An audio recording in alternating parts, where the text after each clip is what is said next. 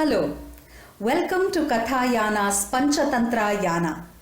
In this segment, we will look at the stories from the third technique of Panchatantra, which is Kakolukiyam. Kakolukiyam is made up of two words, Kaka and Uluka. Kaka means crow and Uluka means owl. So, the stories, the characters of the stories in Kakolukiyam are mainly crows and owls. Pandit Vishnu Sharma created a frame story within which he created some other small stories to teach the three princes the subject of Niti Shastra. And here in Kakolukiyam in particular, he dealt with the topics of war and peace. Kakolukiyam begins with a verse that goes like this. If you have an enemy, or if you have fought with an enemy and then come to good terms with them, do not trust them. It might happen like those crows who burnt down the caves of the owls. So here we will look at the frame story of Kakolukiyam, which goes like this. Long time back, in the southern part of the country was a huge city by name Mahilaropya. Close by to that city was a huge banyan tree upon which lived a big family of crows. And they had a king by name Meghavarna.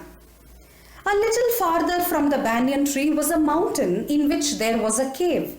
And in that cave also lived a large family of owls. They too had a king by name Arimardana.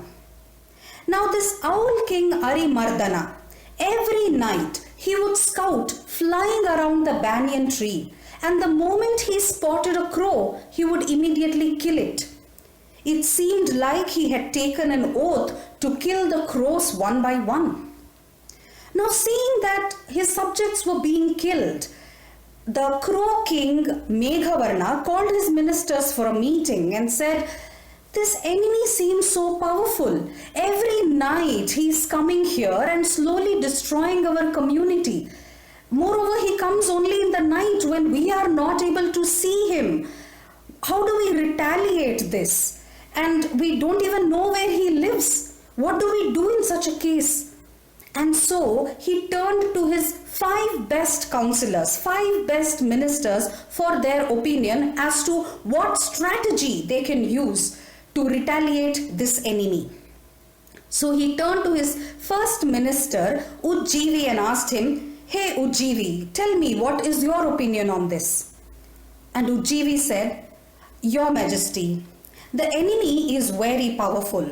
And so going on a war with him is not advisable because he is very efficient. He knows how to counterattack us. And by the way he's doing his job, looks like he is ever victorious. So it is wise for us to save our lives now and make peace with him. Enter into a peace treaty with him. Doing so will not only save us from his troubles but also from other enemies because they will all fear him." Saying so, Ujjivi suggested the king to use the strategy of sandhi, or making peace with the enemy. Now Meghavarna turned to his second minister Sanjeevi and asked him, "Hey Sanjeevi, tell me your thoughts." And so Sanjeevi said, "Your Majesty, I do not like this idea of making peace with this enemy. No, I don't think he deserves it. He is so cruel, he is so greedy, he is so unethical. The best idea is to wage a war against him. The way he is killing our people looks like he hates us a lot. Now if we approach him to make a peace treaty with him, I'm sure he will get a lot more angry on us. And the thought, O king, that the enemy is all so powerful and we are not so powerful enough is not convincing. We shouldn't forget that a small-bodied lion attacks a huge-bodied elephant." Saying so, Sanjeevi suggested the king to use the strategy of war, or yuddha. Meghavarna then turned to his third minister Anujeevi and asked for his opinion. Anujeevi said, "Your Majesty, the enemy is not just powerful but also unjust. We don't deserve to make either peace or wage war against him. The best thing for you to do is change your base. Travel close to the place where the enemy is staying. Halt there and study his plans. Then we can think of what to do later. As far as this place is concerned, allocate your brave and trustworthy officials. They will take care of this place. Saying so, Anujivi suggested the king to use the strategy of changing of his base or yana. Then Meghavarna turned to his fourth minister Prajivi and asked for his opinion, and Prajivi said, "Your Majesty, the best idea for you to follow is to just stay back here and wait for the right time. Now if you travel near the place of the enemy and halt there, you will stay there forever. You will never come back here. We need you here. It is important for us, all of us, to stay back here, united, together in our own place. It will all boost our morale and we can face the enemy.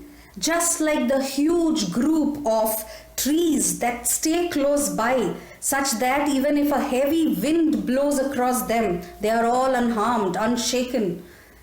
Saying so, Prajivi suggested the king to use the strategy of asana, or just staying back there and waiting for the right time. Meghavarna turned to his fifth minister Chiranjeevi and asked for his opinion. And Chiranjeevi said, "My lord, your majesty, it is so obvious that our enemy is so powerful. The best thing for us to do is unite with him, make an alliance with him. We don't have to go on a war. You don't have to shift your base from here. Just say, 'Brother, we are with you,' and shake hands with him. Thus, we will all be secure, safe and protected from all the enemies." Saying so, Chiranjeevi proposed to use the strategy of Sanshraya, or having unity with the enemy. Meghavarna finally turned to an old crow who was once his father's minister and asked him, "Dear sir, you have listened to all my ministers' opinions. Now, in your opinion, what is the best strategy that we can implement now?" To that the old crow said, "Dear son, I have listened to all your ministers and all of them have spoken from their good knowledge of Niti Shastra, and whatever they have said still fits good here in our age. But now, in our current situation, it is good for you to use a dual strategy. What I mean is this: don't trust only peace or only war or anything like that. Don't trust anybody. Just focus on your interest. Try to first win the trust of your enemy, and then you can destroy him easily." Meghavarna said, "But sir, I don't know where the enemy lives." To that the old crow said, "Leave that to me. I will do that for you. I will send my spies and let you know not just where your enemy is living, but also his weak points, his vulnerable points, knowing which you can control the enemy. Listen, an enemy's minister, priest, prince, doorkeeper, the treasurer, the fort guard, all of them, and some of them, like these people, are all weak points. They are most important functionaries. They can be the vulnerable points, which if you get to know and try to create a spark of conflict between these people, you can easily destroy the enemy." Then the crow king Meghavarna turned to the old crow and asked, "Dear sir, firstly I want to know one thing. Is there any enmity between the crows and the owls? If so, what is the reason?" To that the old crow said, "Dear Meghavarna, listen. Once upon a time, all the birds like the peacocks, swans, cuckoos, sparrows, owls, etc. got together and held a serious discussion. Some of them said, 'Hey, listen, our king, the eagle, Garuda Raja, who is the devotee of Lord Krishna, he doesn't think of our welfare anymore. Every day, some of us and some of our friends are getting trapped in the hunter's net, and he is not doing anything to protect us. What use is he as our king? So today, let us make any one among us as our king. Saying so, they started looking around for a suitable candidate. As they were looking around, they spotted this owl who was so well dressed. He looked so brilliant. He had an elegant appearance. Impressed by that, some of them suggested, "Hey, look at this owl. He looks so brilliant. Let us make him our king." And so everybody unanimously voted for him. And then all the birds ran here and there enthusiastically to arrange for the ritual to officially make him the king, to perform the Rajabhishekam. They went and fetched water from the holy streams. They got the tiger skin ready. They got pots and pots of gold. They brought colorful, bright lamps and what not. Just then, a crow which was passing by stood there and asked, "Hey guys, what's up? Is there a birds' conference happening?" When the birds looked at the crow, they thought, "Hey, a crow. Isn't a crow considered the wisest of all birds? We should ask his opinion too." Thinking so, they went to the crow and said, "Hey crow, we think that our Garuda Raja is inefficient, and so we have all unanimously elected this owl to be our new king. You also vote for him." To that the crow laughed and said, "This is so funny. We have such other wonderful birds. We have the beautiful peacock. We have the melodiously singing cuckoos. We have the bright parrots. We have the mature swans.